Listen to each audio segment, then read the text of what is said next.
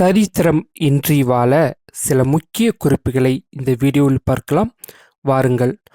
வணக்கம் மக்களே, நான் உங்கள் சரோ. வாங்க வீடியோக்குள்ளே போகலாம்.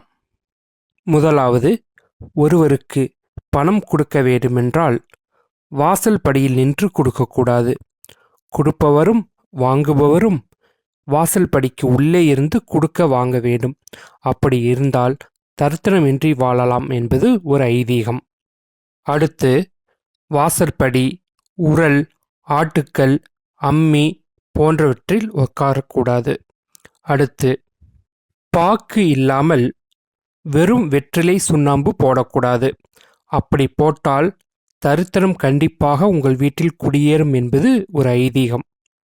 அடுத்து, வெற்றிலை, வாழை இலைகளை வாட விடக்கூடாது. எடுத்துக்காட்டாக, உங்கள் கோவிலுக்கு போயிட்டு நம்ம தரிசனம் பண்ணிட்டு வெற்றிலை வரும் வீட்டுக்கு, அதை வாட வச்சு கொண்டு போய் குப்பை தொட்டியில் போடக்கூடாது. அதே மாதிரி நம்ம ஏதோ ஒரு ஃபங்க்ஷனுக்கு வாழை இலை வாங்கியிருப்போம்.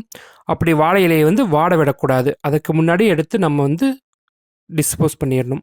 அடுத்து, முக்கியமாக அதிகமாக கிழிந்த துணிகளை உடுத்தக்கூடாது. அடுத்து, உப்பை தரையில் சிந்தக்கூடாது. ஏனெனில் உப்பு என்பது மகாலட்சுமி. ஆகையால் உப்பை வீணடிக்கக்கூடாது. அடுத்து, முக்கியமாக அரிசியை கழுவும் போது அரிசியை சிந்தக்கூடாது. ஏனெனில் அரிசியும் மகாலட்சுமி அம்சமாக கருதப்படுவதால் அரிசியை வீணடிக்கக்கூடாது.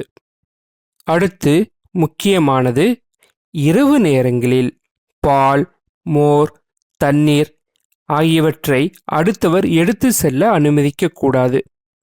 அடுத்து, இந்த குறிப்பானது மிகவும் முக்கியமானது.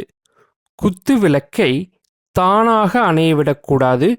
ஊதியும் அணைக்கக்கூடாது. புஷ்பத்தினால் மட்டுமே அணைக்க வேண்டும், அல்லது திரியை உள்ளே இழுத்து அணைக்க வேண்டும்.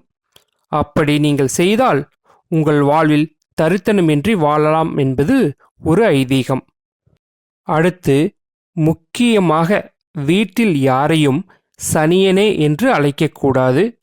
அடுத்து, தலைமுடி வெட்டுதல், நகம் வெட்டுதல் போன்ற காரியங்களை செவ்வாய் மற்றும் வெள்ளிக்கிழமைகளில் செய்யக்கூடாது. உங்கள் பிறந்த நாட்களிலும் செய்யக்கூடாது. இந்த வீடியோ அனைவருக்கும் பிடித்திருக்கும் நம்புகிறேன். பிடித்திருந்தால் மறக்காமல் லைக் பண்ணுங்கள். இது போன்ற வீடியோக்களுக்கு நம்ம சேனலை சப்ஸ்கிரைப் பண்ணி வச்சுக்கோங்க.